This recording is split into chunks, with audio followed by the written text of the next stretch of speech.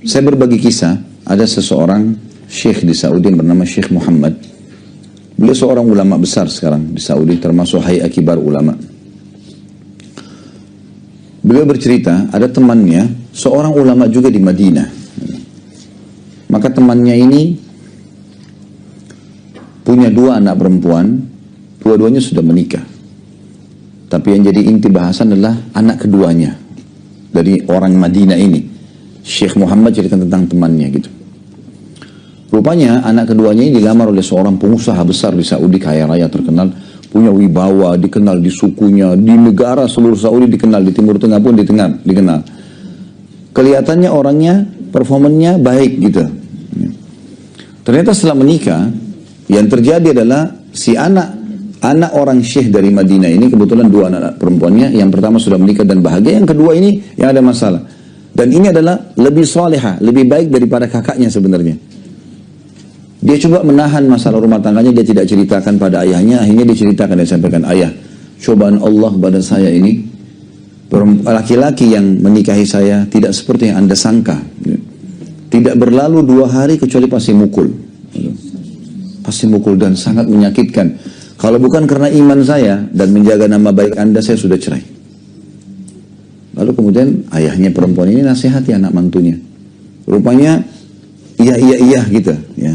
Kayak tidak dihiraukan saja. Karena dia punya wibawa, dia orang kaya raya, dia nggak perlu dicerai pun nggak penting buat dia, nggak masalah. Maka kata Syekh Muhammad, temannya ini ulama juga, datang kepada dia. Dia bilang, Syekh Muhammad, saya sudah sering konsultasi dan diskusi sama Anda, dan saya malu karena banyaknya sering bicara. Kata Syekh Muhammad, tidak usah malu, silahkan, sampaikan saja. Kita saudara muslim bisa saling berbagi. Maka dia pun menyampaikan. Dan ini kata para ulama, kalau kita mau berkeluh kesah, menyampaikan, bukan keluh kesah kepada Allah, tapi kalau kita mau dapatkan, bermusyawarah dan nanya sebuah hukum, larinya kepada alim. Orang lain tidak usah. Karena tidak ada solusi. Kalau kita hanya bicara kepada orang tua, kita juga takutnya malah jadi masalah, beban buat mereka gitu kan. Walaupun kisah ini si anak perempuan menyampaikan kepada ayahnya. Tapi Syekh Muhammad mengatakan silakan. Karena dia tahu, dia bilang saya akan jawab sesuai dengan ilmu yang saya miliki. Dia bilang silakan cerita. Dia ceritalah tentang anaknya itu. Kata Syekh Muhammad, kalau Anda menunggu jawaban dari saya, maka saya yakin pendapat saya tidak jauh dari pendapat Anda. Kita sama-sama manusia. Akan sama. Dalil yang saya sampaikan pun Anda sudah tahu. Sabar misalnya atau apa. Sama. Mau nggak saya kasih solusi yang pasti dapat jalan keluar? Oh iya, pasti saja. Anda dari Madinah, Mekah dekat sekali. Datang kepada rumah Allah di sana. Umrah, niat khusus berdoa untuk masalah itu. Supaya anak mantunya dikasih hidayah. Berhenti memukul anaknya dan rumah tangganya bahagia. Kata temannya ini, saya nggak pernah berpikir itu sebelumnya. Baiklah. Terjadi hari Rabu waktu itu. Hari Kamis besoknya, pas malam Jumat, dia beli pesawat jam 3 subuh. Penerbangan pertama. Dari Madinah ke Jeddah, Jeddahnya masuk ke Mekah gitu. Dia beli tiket pesawat sama istrinya. Ini cerita tuh 20 tahun yang lalu masih belum ada handphone. Jadi orang cuma telepon dari rumah ke rumah seperti dulu kita pernah alami lah. Yang jelas dia sebelum berangkat dia tinggalkan nomor telepon hotel yang dia mau datangin di Mekah untuk kedua anak perempuannya. Kalau ada apa-apa silahkan ditelepon. Dia berangkatlah sama istrinya. Dia bilang saya masuk Mekah.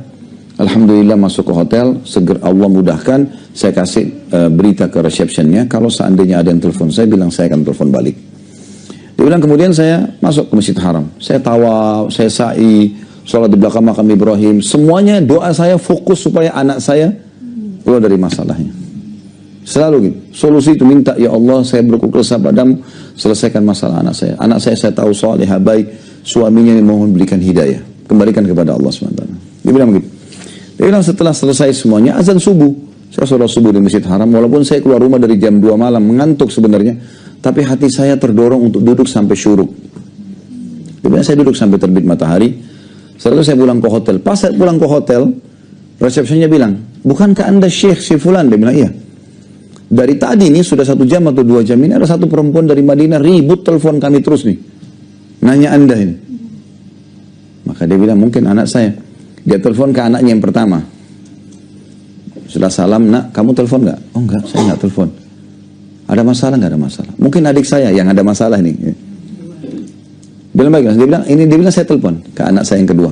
Dan saya sudah berpikir waktu itu, mungkin ada keluhan baru, mungkin ada pukulan baru, mungkin ada masalah baru. Dia bilang begitu, diangkat sama anak saya. Setelah jawab salam, sudah mengatakan, ayah, entah ilham Allah dari mana nih, sudah 1 atau 2 jam ini, suami saya menangis di depan saya nih. Tadi malam ini bertengkar, saya dipukul, saya dimarah-marahin, dia sampai tidur di kamar sebelah. Sudah 1 atau 2 jam ini, entah kenapa dia datang ke saya minta maaf.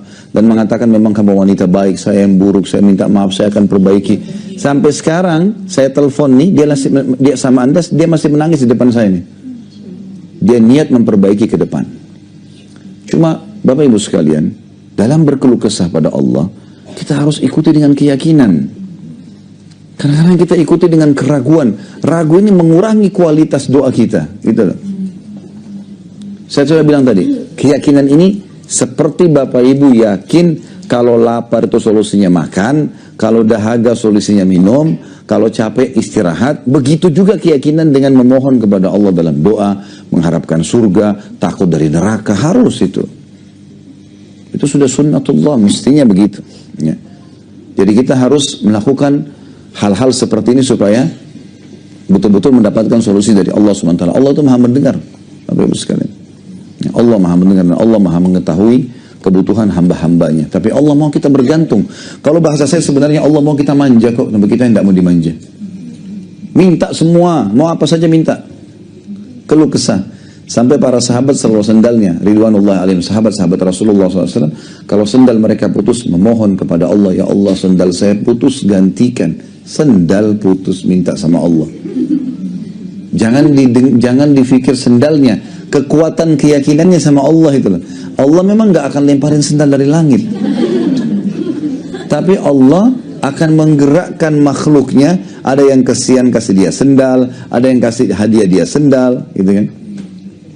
Kadang-kadang kita kalau kembalikan misal lagi lapar, ya Allah, ucapkan saja, ya Allah lapar. Lihat hasilnya setelahnya. Ada yang kasih makanan, ada teman yang telepon traktir, kayak ketemu di restoran ini yuk, atau kita berkunjung ke rumah teman, gitu. Ada saja. Saya hari Senin kemarin ngisi pengajian di Joglo, habis maghrib, habis isya, pas lagi mau menuju ke masjid, saya lihat ada orang jual pukis di pinggir jalan.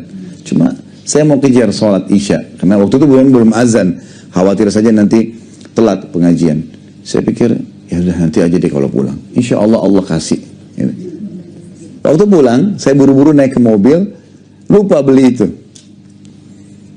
Maka saya bilang, oh lupa, mungkin belum rezeki.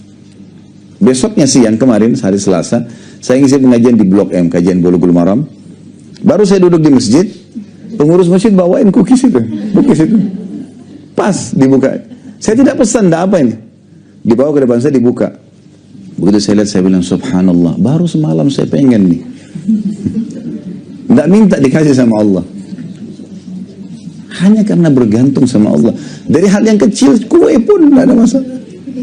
Apa ruginya? Rugi apa Bapak Ibu sekalian pada saat kita mau ke mall beli baju atau mau ke pasar, ya Allah mudahin parkiran buat saya. Minimal dapat pahala doanya. Nah, apa saja. Mau makan di satu restoran, ya Allah mudahin supaya saya dapat tempat duduk yang nyaman, saya bisa makan di situ, gitu kan. Siapa tahu pas mau tutup Allah masih tunda, tidak ditutup aja. Kita masih bisa dapat. Nah, kita kurang sekali ketergantungan sama Allah yang seperti ini. Kayaknya nggak perlu gitu loh sama Allah.